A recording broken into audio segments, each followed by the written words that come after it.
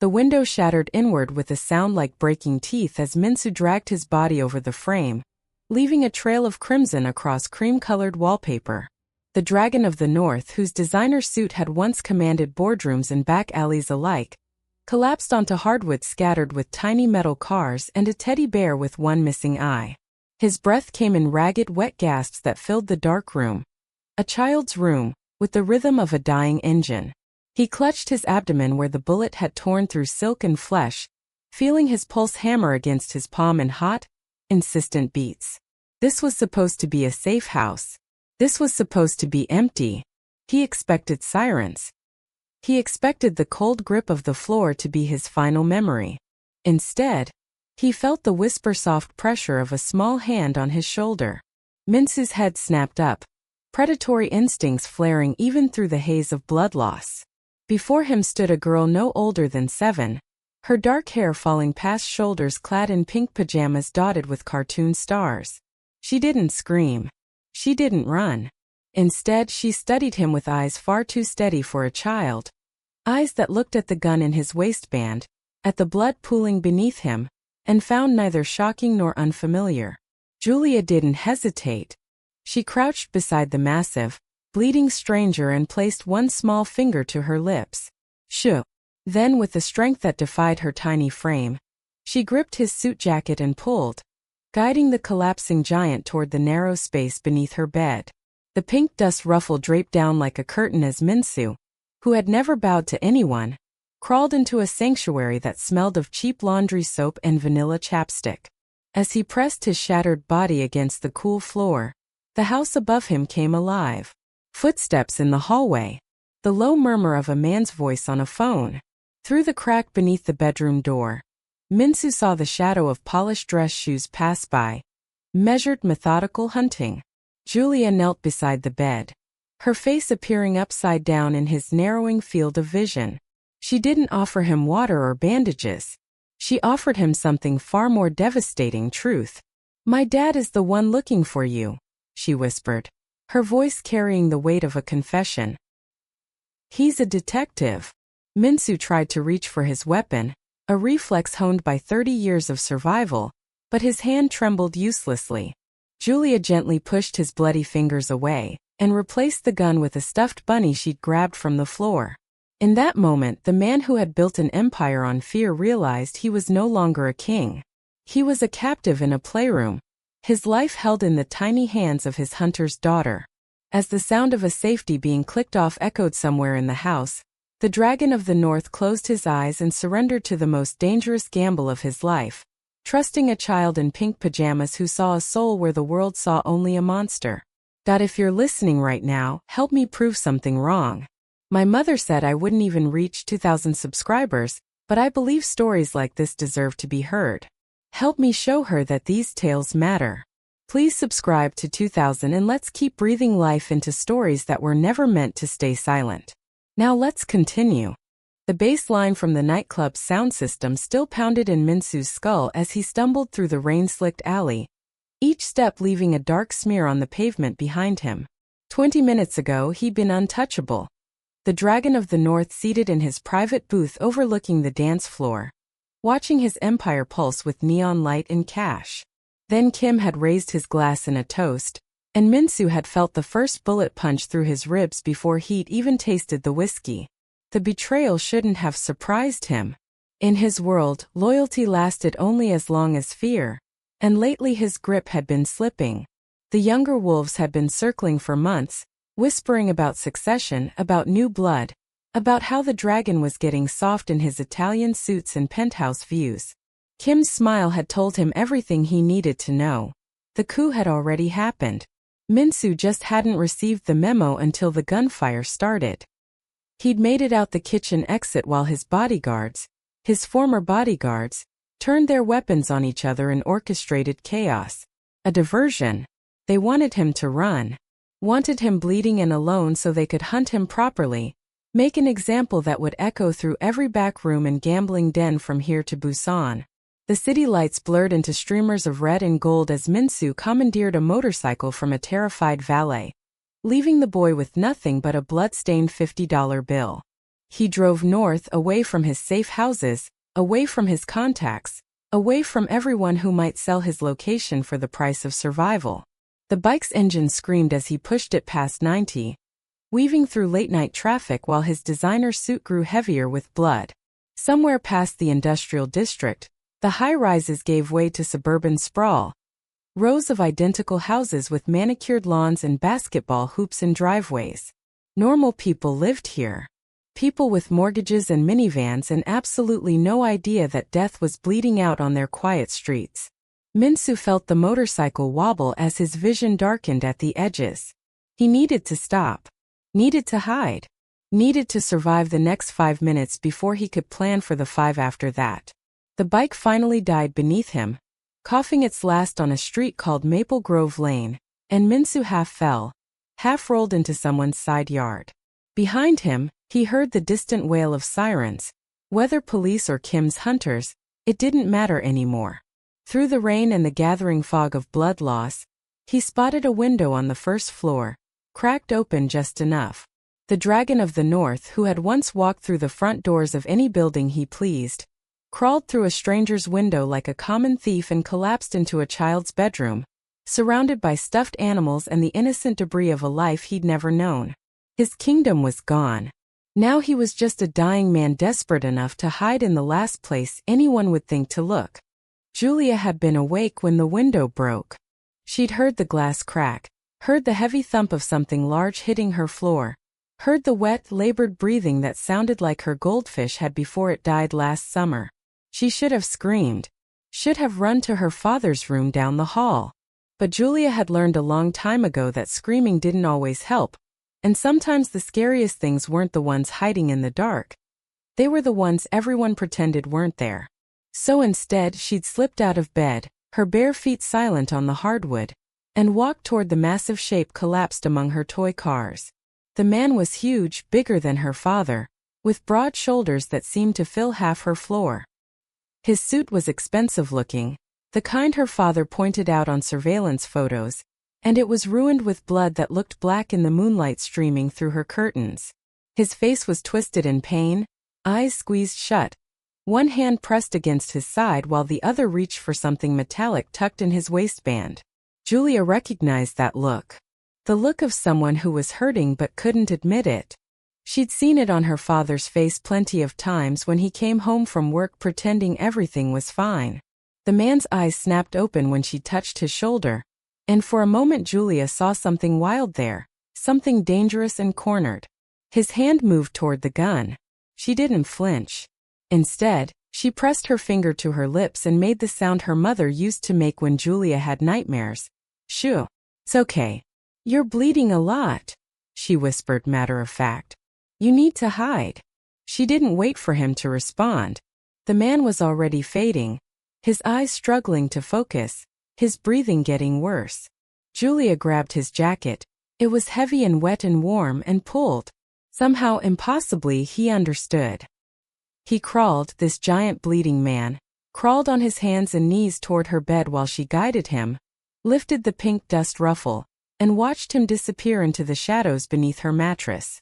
Only when he was hidden did she kneel down beside the bed, her face level with his. Up close she could see scars on his knuckles, a tattoo peeking out from his collar, eyes that had seen things she couldn't imagine.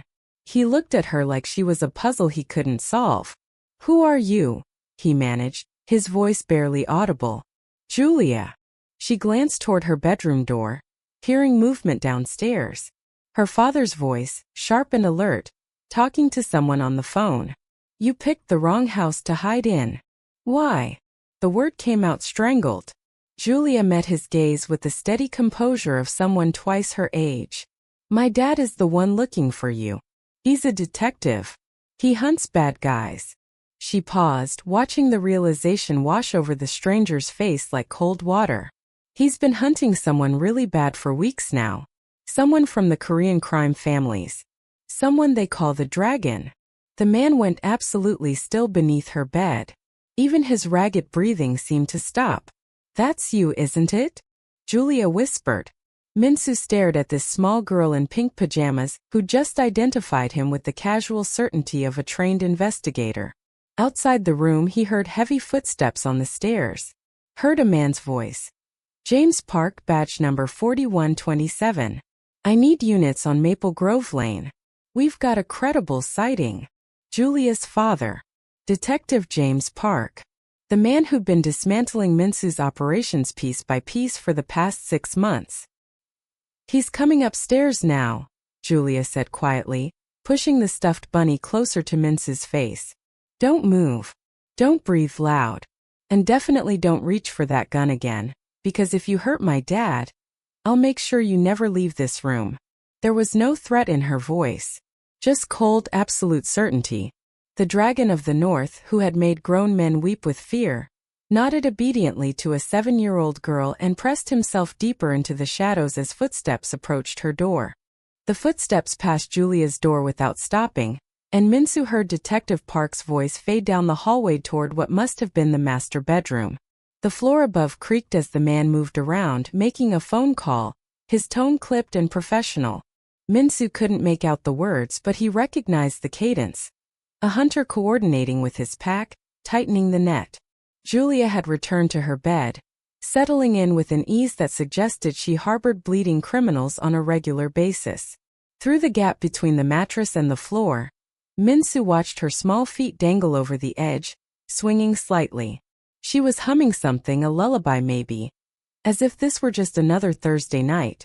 Minsu had never felt more trapped. Not in the cage fights of his youth. Not in the interrogation rooms he'd walked out of through sheer intimidation. Not even tonight when Kim's bullets had found their mark. This was different. This was lying in the dark beneath a child's bed, surrounded by dust bunnies and forgotten crayons, while the man who wanted him dead walked freely in the rooms above. An hour passed. Maybe 2. Time moved strangely when measured in heartbeats and the rhythm of someone else's breathing. Then the house came alive with domestic sounds that felt alien to Minsu's ears. A woman's voice called up the stairs, James's wife Minsu assumed, announcing dinner.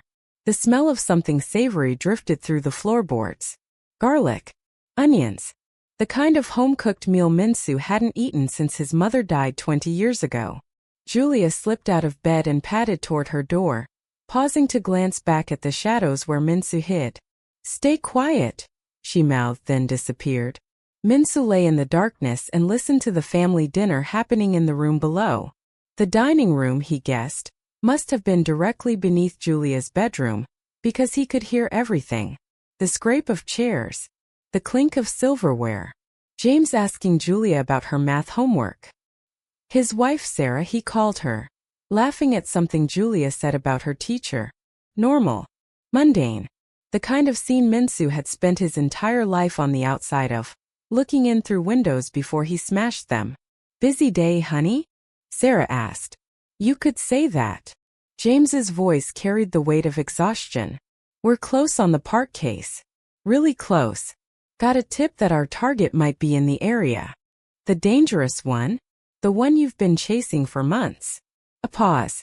Minsu imagined James glancing at Julia, deciding how much to say in front of his daughter. Yeah, that one. The dragon. But don't worry, we've got units sweeping the neighborhood. He's wounded. Desperate. He won't get far. Will you have to go out again tonight? Julia's voice smaller now. Worried. Maybe, sweetheart. But only after you're asleep, okay? Beneath the floorboards, surrounded by the debris of childhood innocence, Minsu felt something crack inside his chest that had nothing to do with the bullet wound. This man, this detective who destroyed 3 of Minsu's operations, who'd sent a dozen of his men to prison, who was hunting him with the relentless focus of a predator, this man went home to a daughter who worried about him, had a wife who made him dinner, had a life that meant something beyond the next deal, the next territory, the next body. Minsu had built an empire. He'd commanded fear and respect from hundreds of men. He'd accumulated wealth that most people couldn't imagine. And lying here in the dark, listening to a family share a meal, he realized with devastating clarity that he had absolutely nothing. No one was cooking him dinner. No one worried when he didn't come home. His entire existence could be erased tonight, and the only people who would notice were the ones fighting over the scraps of his kingdom. The spiritual bankruptcy of his life pressed down on him like the weight of Julia's mattress above. He'd spent 30 years building a throne, and it had all been constructed from fear and violence and the hollowed-out spaces where love should have been. Above him, Julia laughed at something her father said, and Minsu closed his eyes against the burning behind them that had nothing to do with the pain in his side. Dinner ended with the sounds of dishes being cleared and Sarah mentioning something about a work conference call. James kissed his daughter goodnight. Minsu heard the affection in his voice, the promise to check on her later, and then the house settled into a quieter rhythm. Footsteps retreated. Doors closed. The muffled sound of a television drifted up from downstairs. Julia's door clicked shut, and a moment later her face appeared upside down at the edge of the bed, peering into the shadows where Minsu lay. "You're still bleeding," she whispered, her tone almost accusatory, as if he were being deliberately difficult. Minsu pressed harder against his wound, feeling the sticky warmth that had soaked through his makeshift pressure bandage. His own silk tie now ruined. "I'll manage," he rasped. "That's what my dad always says." Julia disappeared from view, and Minsu heard her rummaging through something. Drawers opening. The rustle of plastic. When she returned, she was dragging a pink backpack covered in unicorn stickers. She unzipped it and began pulling out items with the focused efficiency of a field medic. A box of cartoon character bandages, a mostly empty bottle of hand sanitizer, a jump rope and inexplicably, a plastic stethoscope from a toy doctor's kit. She crawled halfway under the bed, close enough that Minsu could smell the strawberry shampoo in her hair. "I can't fix the big hurt," she said matter-of-factly, "but I can clean around it. My mom taught me about germs." Before Minsu could protest, she was squirting hand sanitizer onto a tissue and dabbing at the dried blood on his knuckles with a gentleness that seemed impossible from hands so small. It stung, but he didn't flinch. He'd endured worse. What unsettled him was the care with which she worked. Her bottom lip caught between her teeth in concentration. "Why are you helping me?" The question escaped before Minsu could stop it. Julia paused, considering. "Because you need help." She said it like it was the most obvious thing in the world, like morality was really that simple. She placed the toy stethoscope against his chest, pressing the plastic disc over his heart. "Still beating," she announced with satisfaction, then arranged her stuffed animals around the perimeter of the bed like tiny sentries. A bear with a missing eye. A floppy-eared rabbit. A dragon, the irony wasn't lost on Minsu, with sparkly purple scales. "They're guards," Julia explained, positioning the dragon directly in his line of sight. "If anyone comes, they'll warn us. That's what I pretend, anyway." "You do this often? Hide people under your bed?" A ghost of a smile crossed her face. "Just you. But I hide lots of things. Secrets, mostly." She sat cross-legged on the floor, her back against the bed frame, close enough to whisper. "Like how scared I get when Dad goes to work. Mom doesn't know. I don't tell her because she's already worried enough." Minsu studied this strange, solemn child who spoke about fear with the vocabulary of someone much older. "What scares you?" "That one day he won't come home." Julia's voice went very quiet. "He hunts really bad people.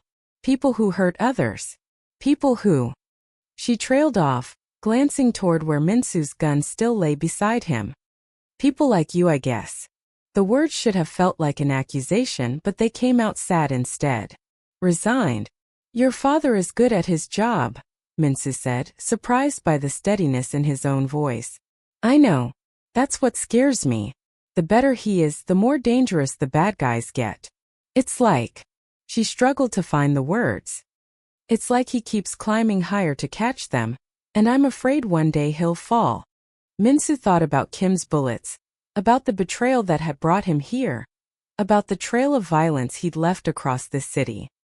He thought about James Park sitting at a dinner table, kissing his daughter goodnight, then preparing to hunt a monster who was now hiding beneath that same daughter's bed, being treated with toy medical equipment and guarded by stuffed animals. "Your father won't fall," Minsu heard himself say. "Men like him, the ones with something to come home to, they fight harder." Julia turned to look at him, her eyes catching the faint light from her nightlight. Did you have someone to come home to? The question hit harder than any bullet. Minsu stared at the purple dragon standing guard, its glittery scales catching the light, and realized he didn't have an answer. Or worse, he did, and it was the kind of truth that made hiding under a child's bed feel like exactly what he deserved. No, he finally whispered. I didn't. Julia nodded, as if she'd suspected as much. Then she reached out and adjusted the teddy bear guard, angling it so it faced the door more directly. Well, she said softly, you have someone now. At least for tonight. James's phone rang at 11:47 p.m., the vibration cutting through the quiet house like a blade. Minsu heard it from beneath Julia's bed where he drifted into something between sleep and unconsciousness. Julia curled up on her mattress above him. The detective's footsteps were immediate, purposeful, moving from the master bedroom into the hallway. Park. James's voice was alert despite the late hour, the tone of a man who never truly slept when a case was active. A pause. You're certain? Maple Grove. Another pause, longer this time. That's my street, Martinez. My actual street. Mince's eyes snapped fully open. Through the crack beneath Julia's door, he could see a strip of hallway light flick on. No, Sarah and Julia are asleep. I'm not evacuating my own family from my own home. James's voice carried the edge of a man balancing professional protocol with personal pride. We don't even know for sure he's here. Could be a false lead. The dragon's smart. He wouldn't hide this close to. Yeah, I hear myself. That's exactly why he might. Footsteps descended the stairs. Minsu heard a closet open, the metallic slide of a weapon being checked. James was gearing up, transforming from father to hunter in real time. I want units on both ends of the street, a quiet approach. No sirens, no lights until we have confirmation. If he's wounded like the club owner said, he's desperate. Desperate men make mistakes, but they also make bodies. A pause. Backyards, garages, any structure large enough to hide a man. Start 3 houses down and work toward mine. If he's here, we flush him out. The front door opened and closed with barely a sound. Through Julia's window, Minsu could see flashlight beams beginning to appear in the distance, methodical sweeps cutting through the suburban darkness. The net was tightening. Julia stirred above him, woken by her father's movements. She peered over the edge of the bed, her eyes adjusting to the darkness. He knows you're close, she whispered. How many houses are between here and where the lights are? Julia crawled to her window, careful to stay low. 3. Maybe 4. They're checking the Hendersons' place now. She turned back to him, and even in the darkness Minsu could see the fear creeping into her young face. What happens when they get here? When will they check our house? Minsu's mind raced through scenarios, each one ending badly. If he ran, he'd be spotted immediately, wounded, slow, an easy target. If he stayed and James found him here, in his daughter's room, the detective would assume the worst. Would think Minsu had taken Julia hostage, had threatened her into silence. There would be no conversation, no explanation. Just bullets. Your father will search the house, Minsu said quietly, watching the flashlight beams move closer, now 2 houses away. He's thorough. He'll check every room. He always checks on me before bed, Julia confirmed. Even when I'm already asleep. He opens my door and looks in, making sure I'm okay. Then he'll find me. Outside, Minsu heard voices. Officers coordinating, moving with tactical precision through yards and driveways. Someone reported an abandoned motorcycle 3 blocks over. Blood on the seat. The information rippled through the search team like electricity. They knew he was wounded. Knew he was close. The Johnsons' house was being cleared now, just next door. Julia's small hand found the edge of the bed frame, gripping it tight. I could tell him, she whispered. Could tell him you didn't hurt me. That you just needed help. He wouldn't believe you. It wouldn't matter even if he did. Minsu shifted, pain lancing through his side as he tested his mobility. Limited. Too limited. Men like me don't get the benefit of doubt. Especially not from men like your father. Men like you, Julia repeated softly. Dad says there's no such thing.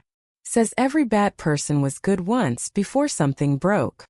The philosophical observation from a 7-year-old would have been amusing under different circumstances.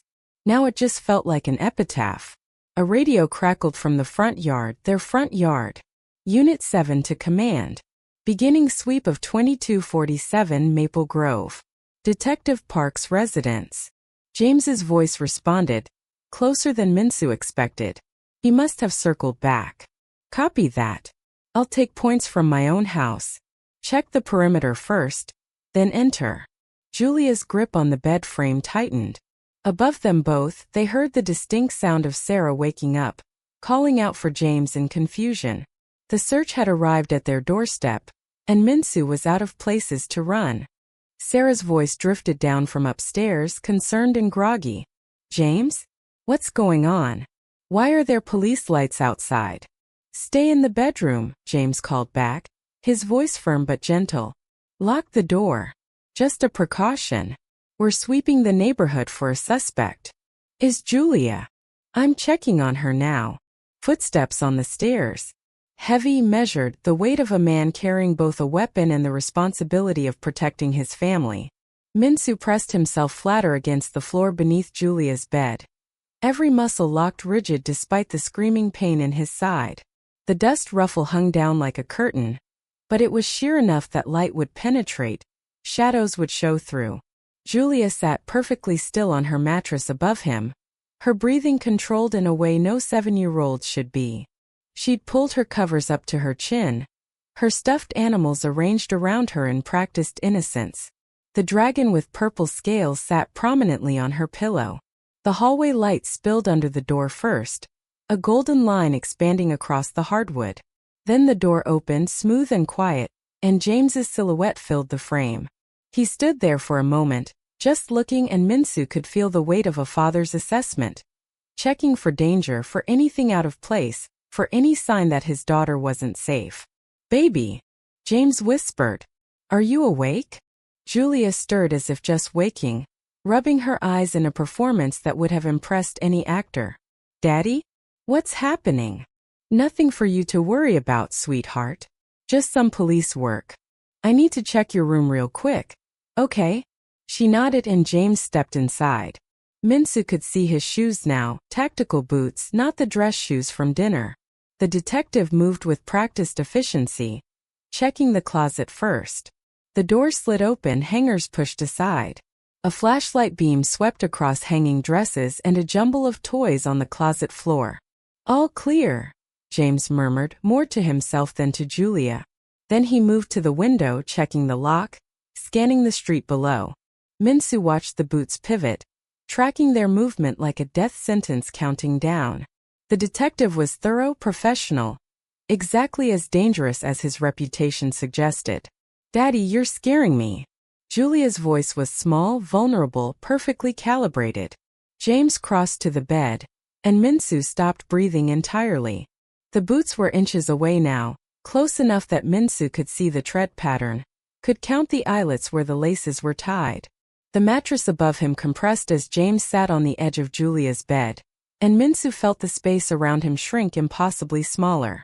I'm sorry, honey. There's a bad man who might be in the neighborhood.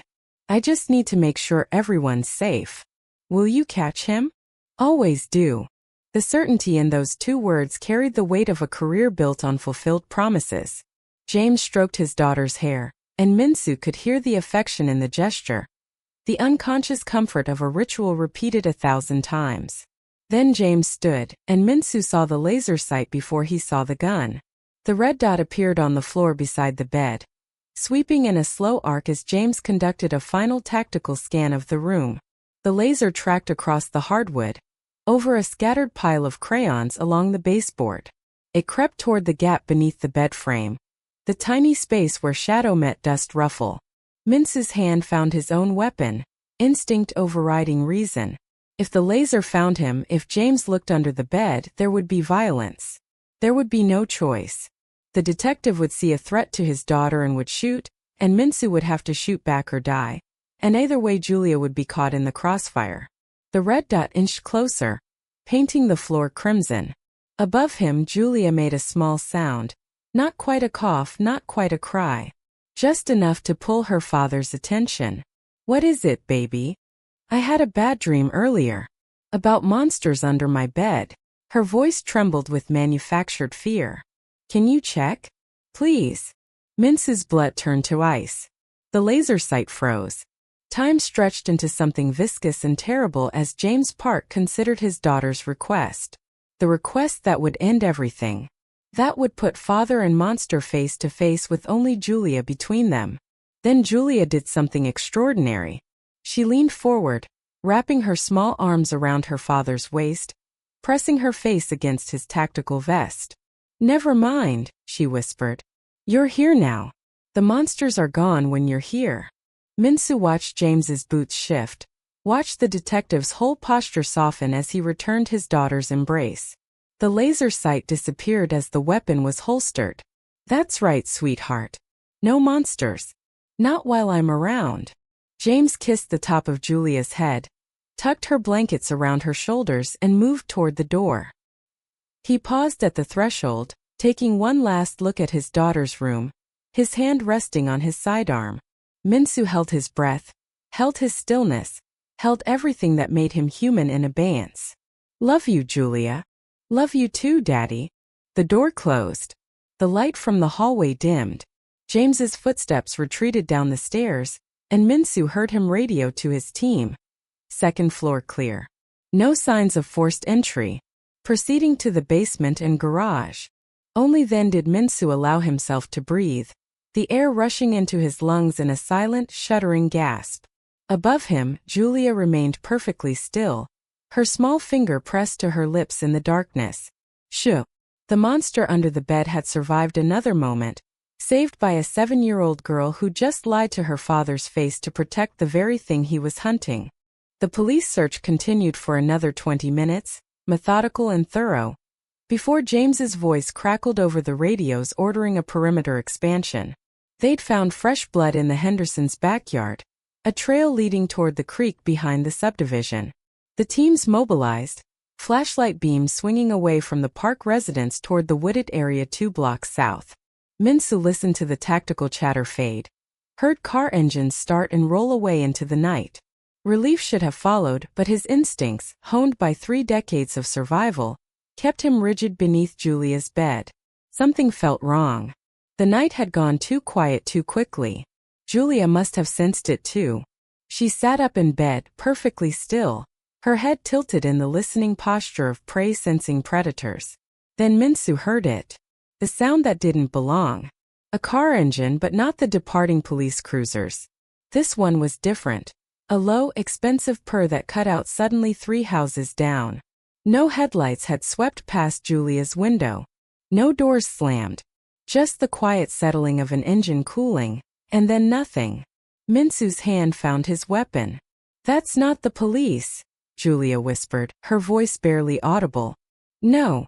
Minsu shifted, biting back a groan as pain lanced through his side. "It's not." Through the window, he caught movement. Shadows separating from shadows. For figures advancing through the Johnsons' backyard with the coordinated precision of a military unit. They wore dark tactical gear, faces obscured, weapons drawn and fitted with suppressors. These weren't cops. These were cleaners. Kim's men, sent to finish what the nightclub ambush had started. They'd waited for the police to clear out, waited for the official search to move away, and now they were moving in to tie up their loose end. To make sure the Dragon of the North didn't survive long enough to talk, to retaliate, to claw his way back to power. The first one reached the park house's back door. Minsu heard the subtle scrape of lock picks, the professional work of someone who'd done this 100 times. They were coming in quiet, which meant they knew civilians were inside. Which meant they had a choice to make about witnesses. "Julia." Minsu's voice was barely a breath. "Where's your father?" "Basement. He said he was checking the circuit breaker panel." Her eyes were wide in the darkness, fixed on her bedroom door. "Mom's still upstairs in their bedroom.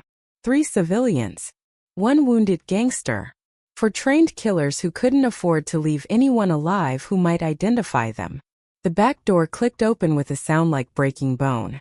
Minsu heard them enter, heard the whisper of tactical signals being exchanged. They were splitting up, 2 heading upstairs, 2 sweeping the first floor. They'd clear the house systematically, room by room, and they'd kill everyone inside to maintain operational security. Sarah Park. Detective James Park. Julia. The realization settled over Minsu like ice water. He'd brought this here. His war, his betrayal, his blood trail leading straight to this house had painted a target on this family. The same family that had fed him dinner through their floorboards, that had treated his wounds with toy medical supplies, had hidden him from the very law that would have protected them from what was coming up their stairs right now. Julia's hand appeared over the edge of the bed, reaching down toward him, not asking for help, offering it. Her small fingers held something. Her toy phone, the screen glowing with a half-typed 911 message she couldn't send without making noise. Above them, a floorboard creaked in the hallway. The killers were outside Julia's room. Minsu looked at the purple dragon standing guard among the stuffed animals, at the cartoon bandages Julia had used to clean his wounds, at the small hand still extended toward him in the darkness.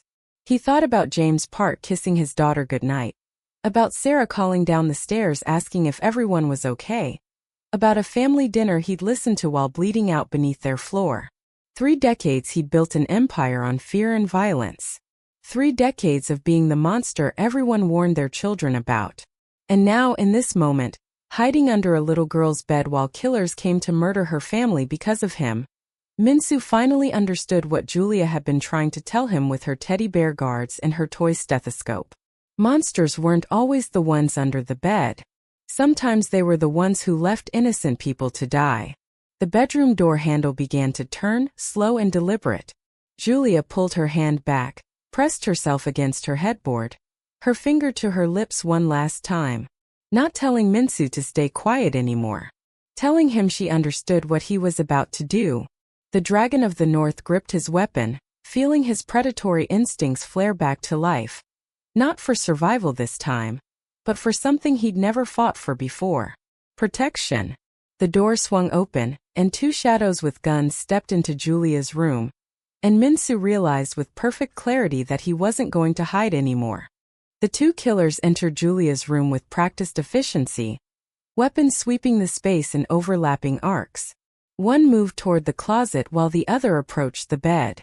Minsu could see their boots, could track their movements through the sheer fabric of the dust ruffle. His finger rested against the trigger, every muscle coiled and ready. Then James's voice erupted from downstairs, sharp and commanding. "Federal agent, drop your weapons." A bluff. James was a detective, not federal, but the authority in his voice carried weight. It bought him 2 seconds. Maybe 3. The response came in suppressed gunfire, the distinctive thwick-thwick-thwick of silenced weapons punching through drywall and furniture. Minsu heard James return fire, unsuppressed, thunderous, followed by the detective's grunt of pain and the heavy thud of a body hitting the floor. "Officer down!" James shouted into what must have been his radio, but his voice was weakening. Shots fired. Multiple armed suspects at 2247 Maple Grove. The 2 killers in Julia's room exchanged a glance, their body language shifting from methodical clearing to rushed execution. They'd lost the element of surprise. Police response would be minutes away, maybe less. They needed to finish this and disappear. The one nearest the bed grabbed Julia by the arm, yanking her upright. She screamed. A sound that cut through Minsu like broken glass, and the killer's weapon rose toward her temple. "Collateral," the man said into his radio, his voice flat and professional. "Eliminate and exfil." Minsu had perhaps 2 seconds to make a choice that would define whether he died as the Dragon of the North or as something else entirely. Downstairs, Sarah's voice joined the chaos, screaming for her husband, for her daughter. More gunfire erupted. James was still fighting despite being wounded, still protecting his family with everything he had left. The detective who'd spent 6 months dismantling Minsu's empire piece by piece was now bleeding out on his own living room floor, outgunned and outmanned. The killer's finger tightened on the trigger aimed at Julia's head. Minsu exploded from beneath the bed. He fired twice before his body had fully cleared the dust ruffle. Muscle memory and instinct guiding bullets into center mass even as his wounded side screamed in protest. The first killer dropped, surprise frozen on his face. The second one spun, weapon tracking, but Minsu was already moving. He crashed into the man with his full weight, driving them both into the wall. Close quarters. No room for guns. Just violence and will and the question of who wanted to survive more. The killer was younger, healthier, uninjured. But Minsu had spent 30 years becoming exactly what this moment required. His elbow found the man's throat, his knee found the man's groin, and when the killer's grip loosened, Minsu took the weapon and ended it with cold efficiency. Julia stood frozen by her bed, eyes wide. Her pink pajama splattered with blood that wasn't hers. "Bathroom," Minsu rasped, pushing her toward the adjoining door. "Lock it.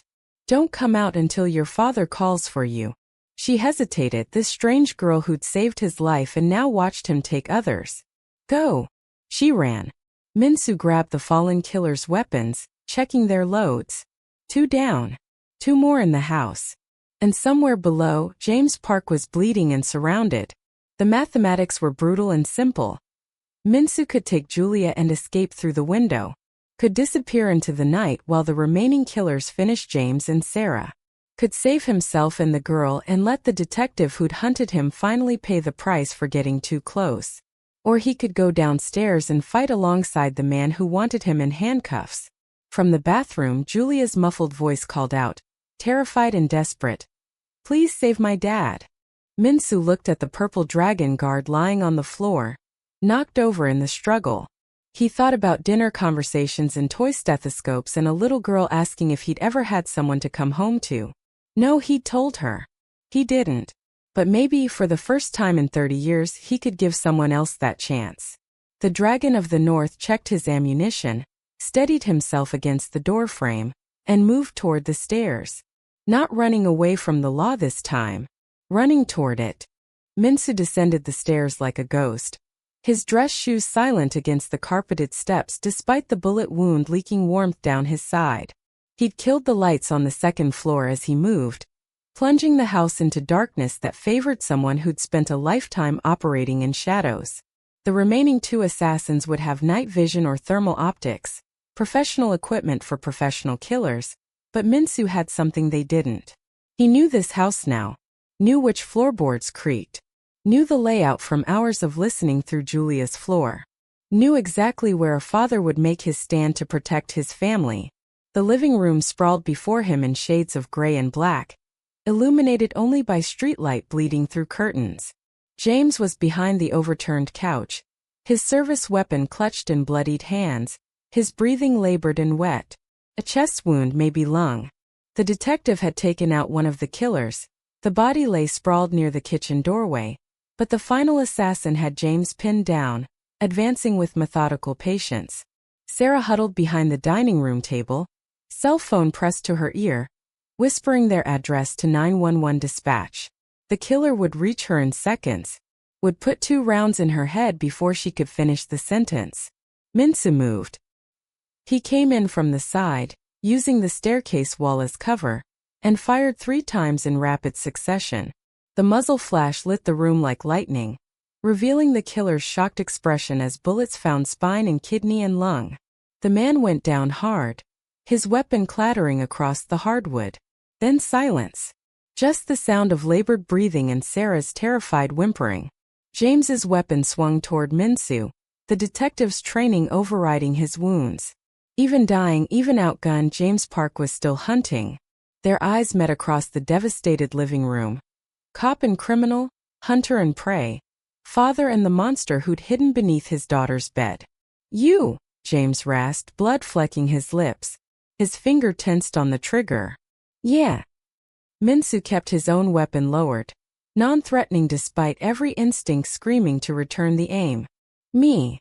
Julia. Safe. Locked in the bathroom. Unharmed."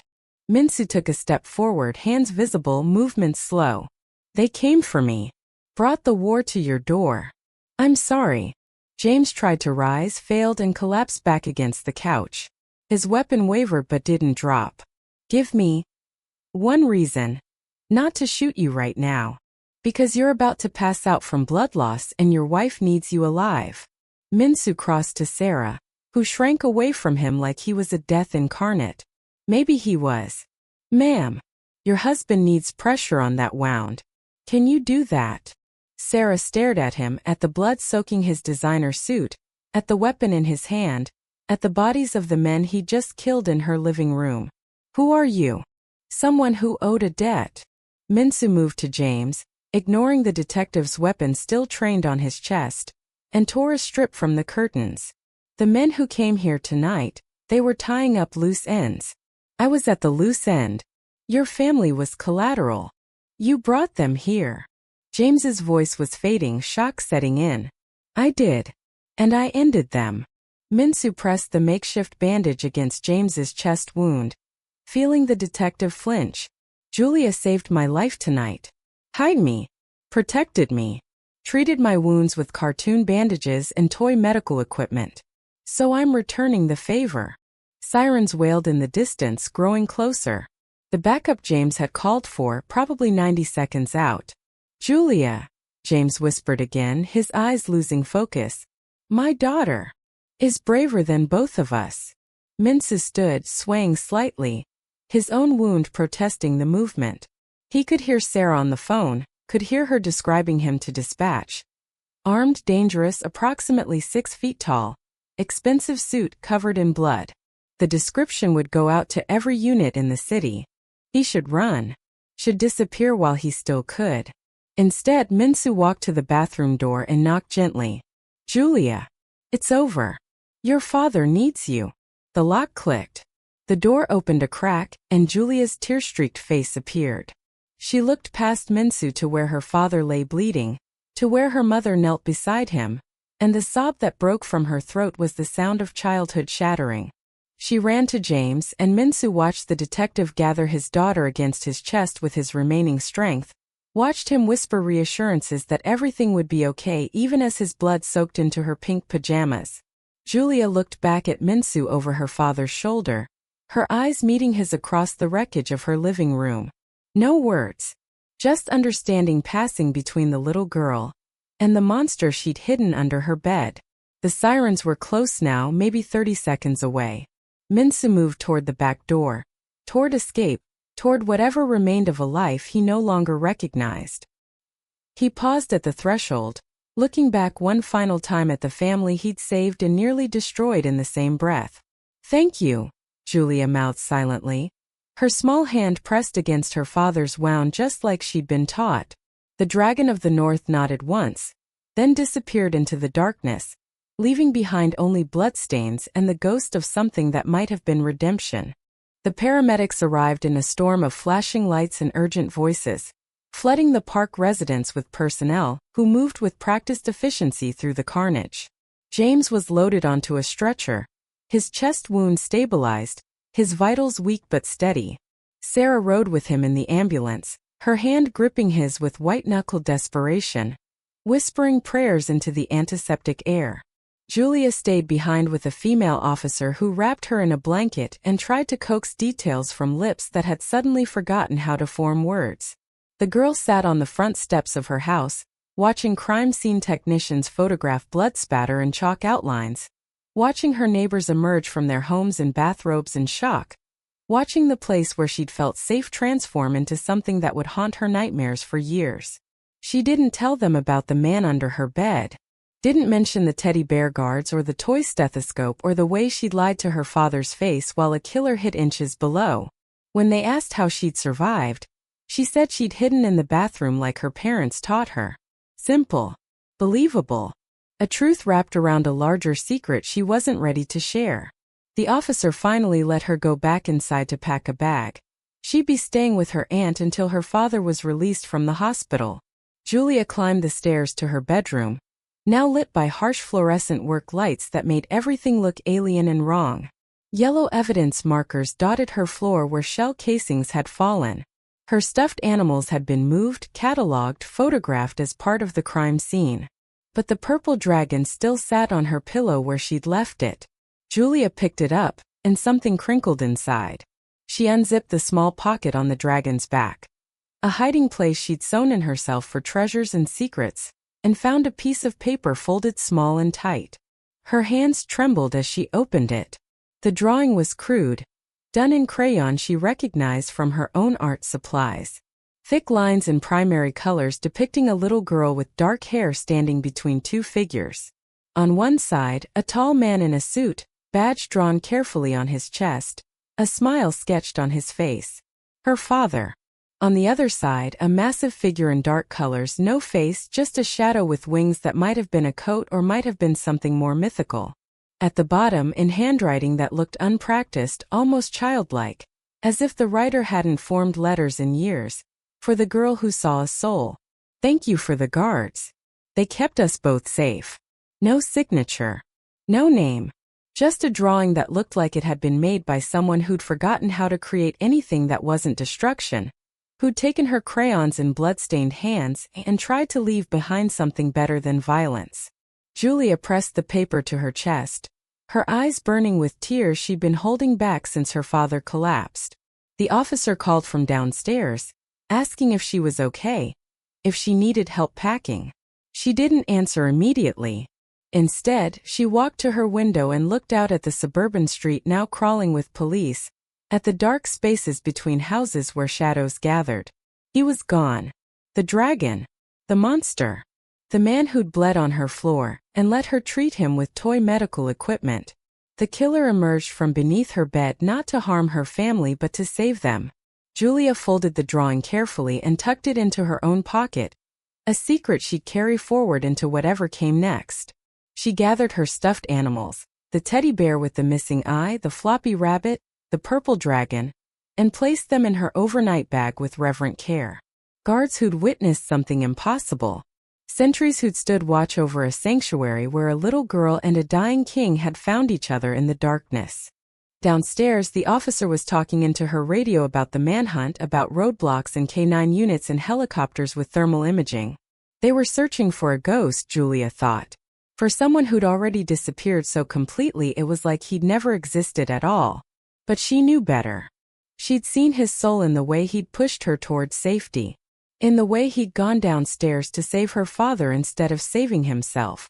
In the way he'd taken her crayons and tried to draw something beautiful with hands that had only ever known how to destroy. 3 weeks later, when James came home from the hospital with stitches and bruises and nightmares he wouldn't talk about, he sat Julia down and asked her to tell him everything. Asked her why the Dragon of the North had been in their house, why he'd fought to save them instead of using them as hostages or shields. Julia looked at her father. This good man who hunted monsters because he believed everyone deserved safety, everyone deserved justice. And she pulled out the crayon drawing from where she'd hidden it in her diary. James studied it for a long time, his fingers tracing the crude lines, the childlike effort at beauty. When he finally spoke, his voice was rough with emotion he couldn't name. He left this for you? He left it for both of us, I think. Julia leaned against her father's shoulder, careful of his healing wounds. He was under my bed the whole time you were searching.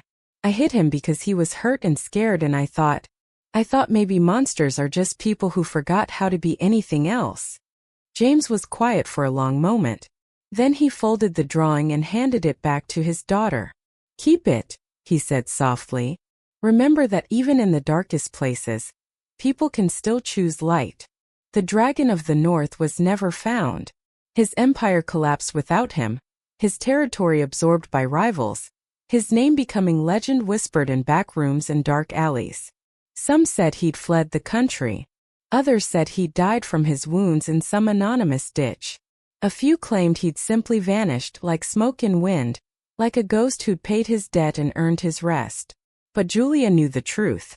She kept the drawing in a frame beside her bed, kept the purple dragon on her pillow, kept the memory of a wounded king who'd crawled under her bed a monster and emerged something close to human.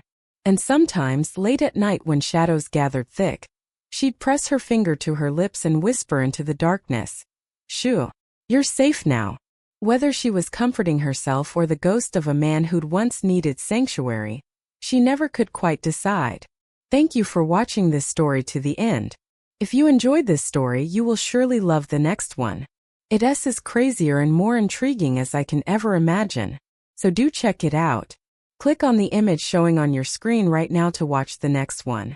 Please don't forget to subscribe.